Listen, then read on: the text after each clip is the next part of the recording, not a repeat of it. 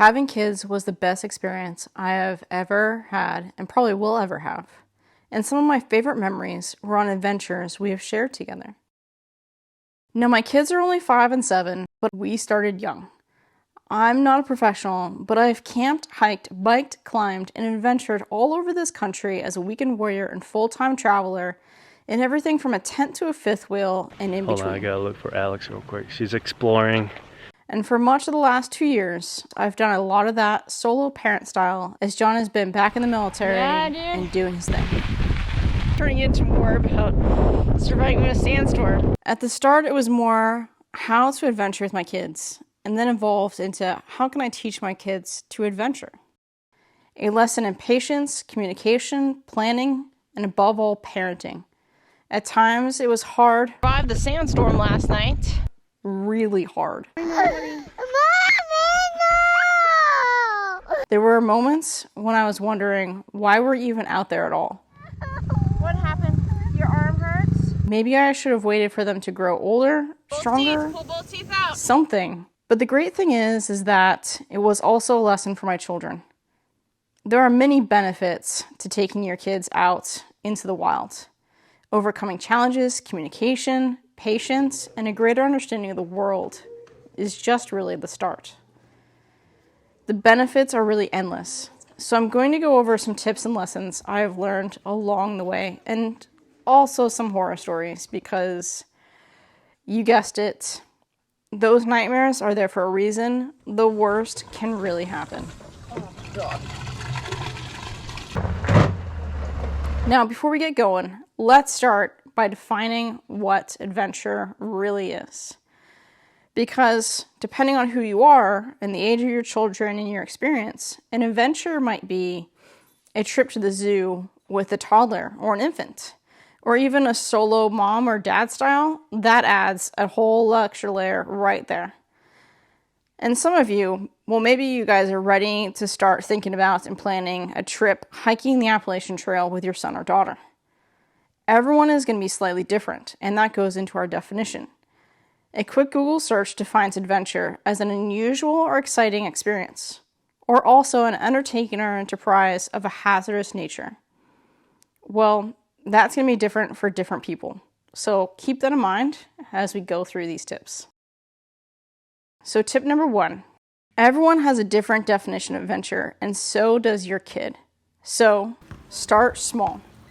No, really.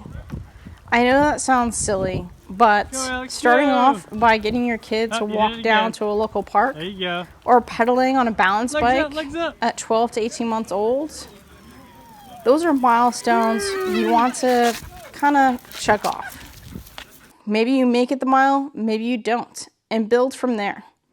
It may seem silly, especially if prior to kids, you actually hike the Appalachian Trail. But for your child and for you as a parent in this whole adventure, this is going to be a little different. So you really do need to kind of start off back at the basics and build from there. Woohoo! It may seem redundant, but trust me, it's not. There are parents out there that try to skip this step and go right for the gusto. Of memory. I will never forget this memory. Woohoo!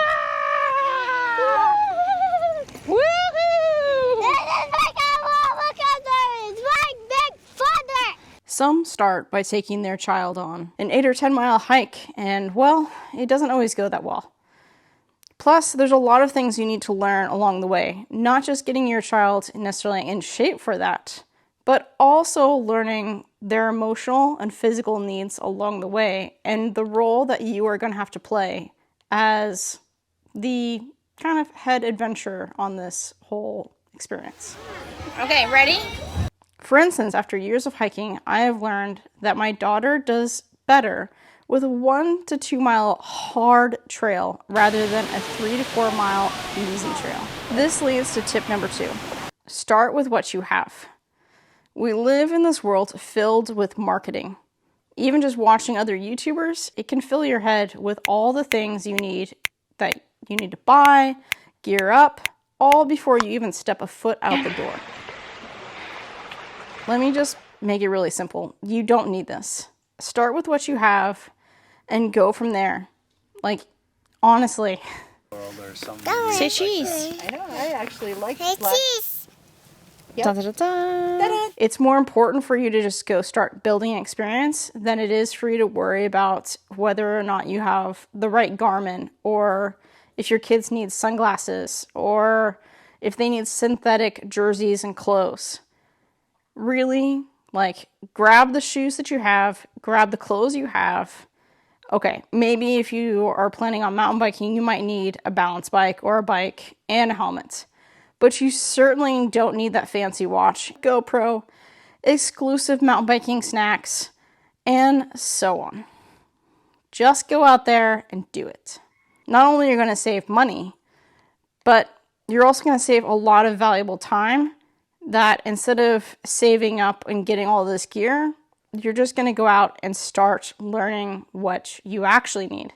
And maybe you actually go out a couple times and you realize that your kid really does need synthetic clothes.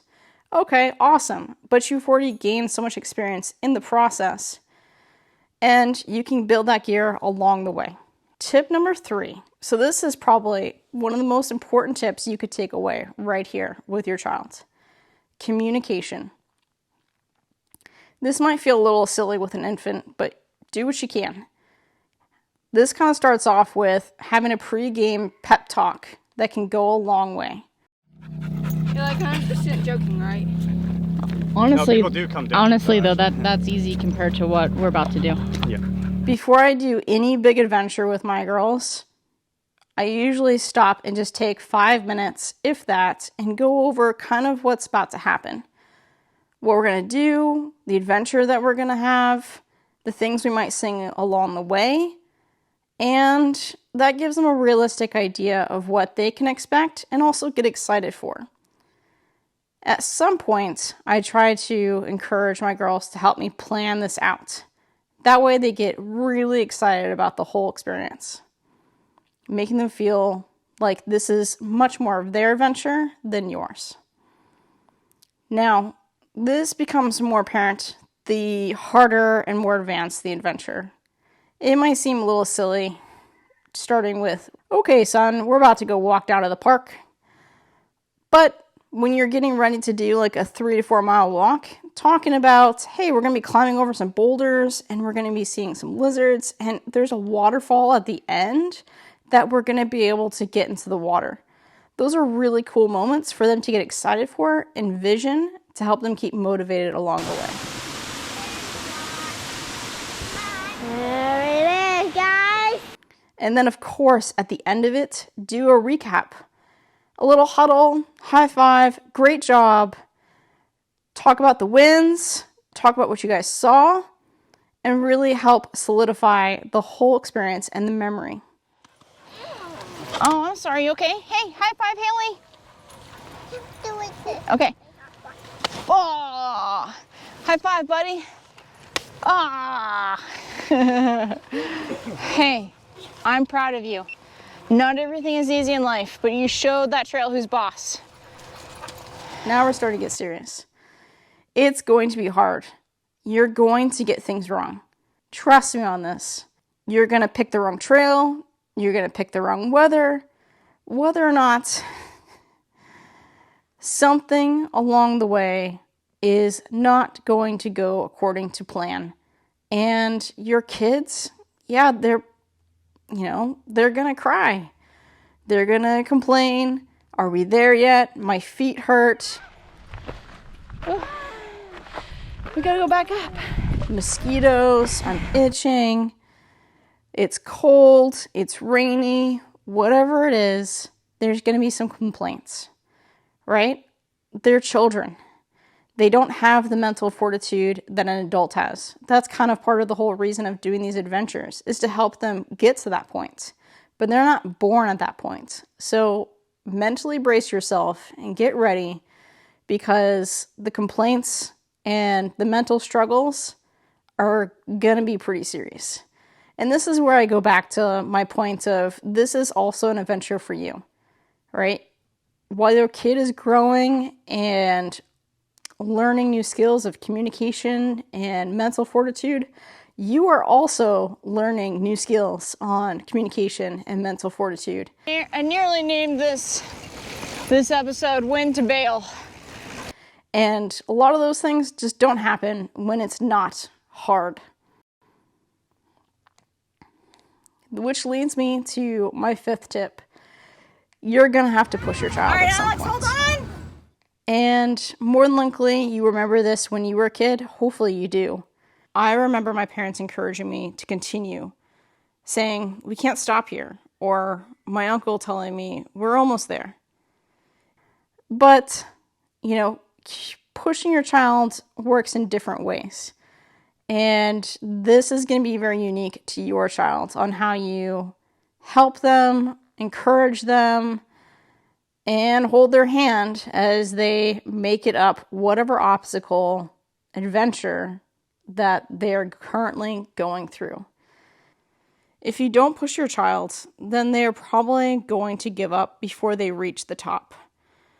And they won't feel the success of that day, making the next adventure potentially that much harder. Now, that is said, it is possible to push your children too fast, especially if you skip tip number 1. If you didn't build up to this point, there's a good chance you're going to push your kid too hard, and they are going to hate not only you, but also the thing that you are trying to get them into. Hiking, mountain biking, rock climbing, yeah, they're going to hate it, and it's not going to go well. Good luck getting them to go on the next adventure. All right, tip number 6. We're almost there, people. Almost there. You will come across people who will not approve of what you are doing. Now, this isn't just going to be keyboard courage. I've had people get in my face. I had one lady tell me off for allowing Alex to go hiking up Bryce Canyon with sandals. If she had just asked, she would have found out that we weren't actually hiking at all and just walking out to the lookout. They are quick to judge and haven't seen you build up to this moment. They literally think you decided one day to try surfing or hiking or mountain biking, and this is your first day. How dare you? Another guy told me off for pushing Alex up a mountain, telling me I should take her back to the kid mountain bike trails at the bottom of the mountain. Now, I will give it to this guy. Alex was crying in that moment. But again, he didn't see us build up to this. And second, my daughter cries when she has homework. She cries when she has to brush her teeth. She cries when she has to pick up dog poop or do any of her chores. Your kids are going to cry at some point when pushed. And I don't know about you, but any adult, to some degree, climbing up those mountains, they're crying on the inside. We just made it up a 3.5-mile climb. At least so says Trail Force. Fortunately, he got to watch as Alex made it over the climb and began hooting and hollering down the mountain with shouts of glee as she rocked mountain biking down. Follow me and I'll pull you in, but you gotta get... Just last weekend, when I went surfing, I had this guy come right in, get in my face, and tell me pretty much that I didn't belong there. I wasn't qualified to surf with my child, and I should leave. I should have CPR certifications and hire an instructor for my child. Never once did he give me a chance to even speak. If he had even tried, or asked a couple questions, he would have learned that we had built up to this moment. That I did actually have CPR and wilderness first aid certifications, that we had hired an instructor many times, and that safety was important to us, which was why Alex was being forced to wear a life jacket. Not that we know everything, but at some point, you just got to continue to build up. But he never gave me the chance. So the only option I had was to paddle away from him and do my best not to let him interfere with my day, which is actually hard to do. Funny enough, this kind of thing has never happened to John. Maybe I don't inspire confidence when I take my kids out alone. Who knows? I'm clearly still working on letting it go. But there are going to be people who do not approve of what you are doing by taking your child out into the wilderness. Kind of crazy, but they're going to really let you know. Fortunately, there will be more people cheering you on. I have had so many people tell me I'm a hero or asked to take photos of me while I'm pushing my girls up the mountain bike trail.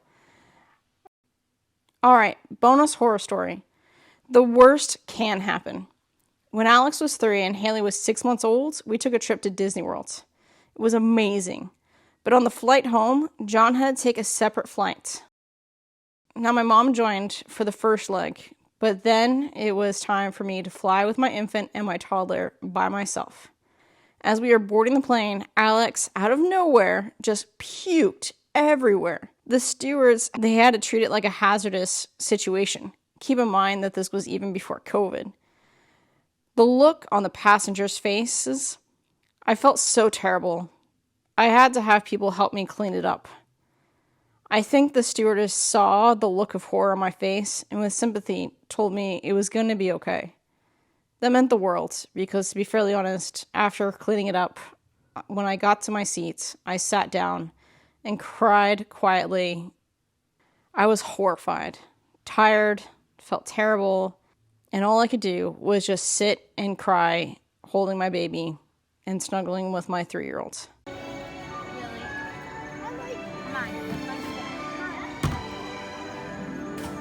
Fortunately, I have flown with my kids alone many times since then, and life did get better. So, is it terrifying and nerve-wracking taking kids on an adventure? Are they going to cry the whole way? What if they throw up everywhere? Will it ruin your trip? Is it dangerous? And will they get hurt? Yes, it's possible for all those things to happen. But as long as you get started with tip number 1 and grow with your child, this is going to be the grandest adventure of your life.